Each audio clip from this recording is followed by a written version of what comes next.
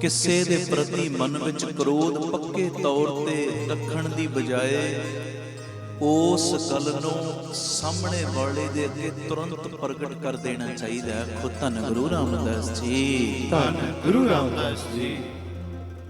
ਥੋੜੇ ਜੇ ਜਲ ਜਾਣ ਨਾਲੋਂ, ਹੁਣ ਮੰਨ ਲਓ ਗਲਤੀ ਨਾਲ ਸਾਡਾ ਕਿਤੇ ਅੱਗ ਨੂੰ ਹੱਥ ਪੈ ਗਿਆ, ਗਲਤੀ ਨਾਲ ਥੋੜਾ ਜਿਹਾ ਬੰਦਾ ਸੜਿਆ, ਉਹ ਚੰਗਾ ਹੈ ਕਿ ਹਰ ਵੇਲੇ ਸੜਦਾ ਰਵੇ, ਸੁਲਗਦਾ ਰਵੇ, ਉਹ ਚੰਗਾ।